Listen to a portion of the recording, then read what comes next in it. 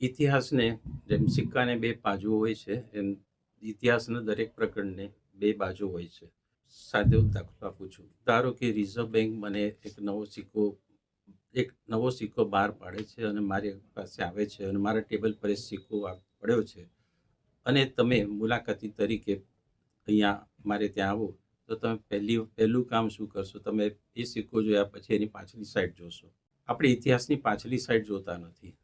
આવો એક ઇતિહાસ છે ઔદ્યોગિક ક્રાંતિનો, જે 1760માં બ્રિટનમાં ઇંગ્લેન્ડમાં થઈ.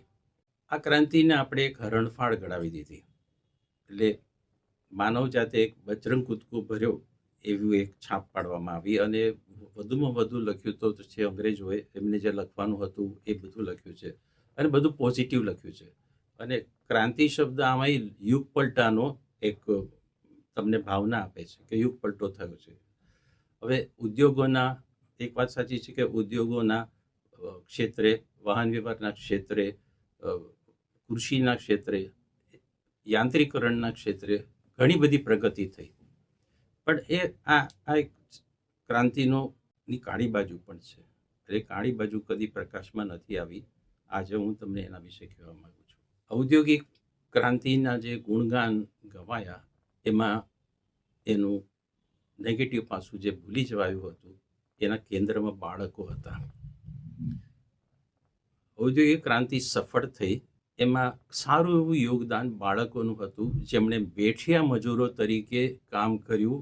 એમની પાસેથી કામ લેવામાં આવ્યું અને રોજના 12 કલાક પુખ્ત વયનો મજૂર કરે ને એવા જ 12 કલાક એમણે કરવાના થતા હતા. એક ચિત્ર તમને બતાવું છું.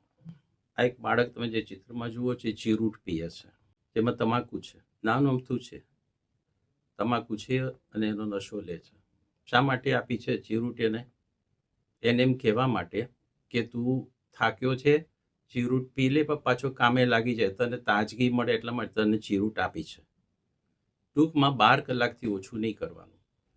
અને જેટલા અનાથ બાળકો હતા એ બધા રસ્તા પર સૂઈ રહેતા હતા. એ વખતે ઇંગ્લેન્ડ બહુ જ ખરાબ હતું. એણે બીજા દેશોને લૂંટવાનું શરૂ કર્યું એની પહેલાંની વાત કરું છું. ભારતને લૂંટી કાઢ્યું, કેન્યાને લૂંટી કાઢ્યું, યુગાન્ડાને લૂંટી કાઢ્યું, વેસ્ટ ઇન્ડિઝને લૂંટી કાઢ્યું. એ બધું જ એ બધું પછીની વાત છે.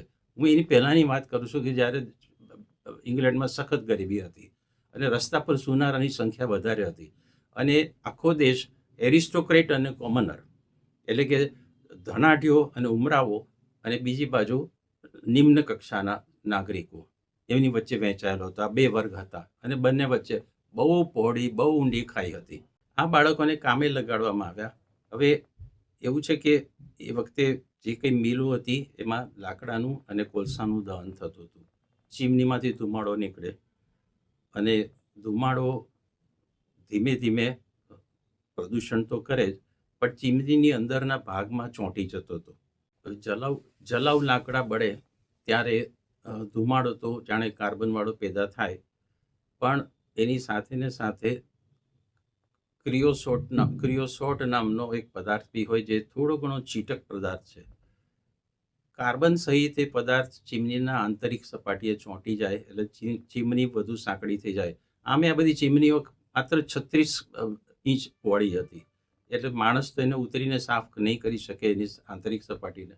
નાના બાળકોને કામમાં જોતરવામાં આવ્યા છે.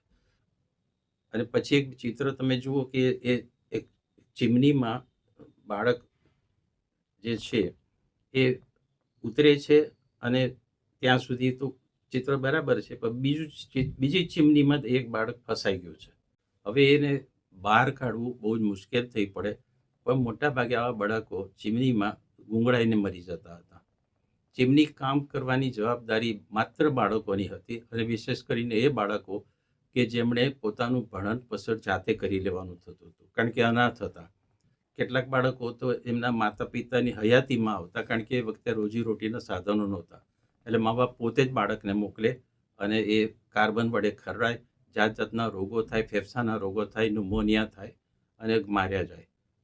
આના વિશે ઘણા બધા પુસ્તકો લખાયા છે. એક પુસ્તકનો નમૂનો હું તમને બતાડું છું, એનું જેકેટ તમે જોઈ લો અને આ વિડીયો પણ તમે બરાબર જોઈ લેજો કે ઔદ્યોગિક ક્રાંતિ જે થઈ એ ખરેખર કોના લોહીથી અને કેટલા બાળકોના મૃત્યુથી થઈ. એક અંદાજ એવો છે કે લંડનમાં જ એક સમયે 30,000 બાળકો લંડન અને એની આજુબાજુનો જે પરગણાનો વિસ્તાર છે, એ ગ્રેટર લંડનની વાત કરી રહ્યો છું.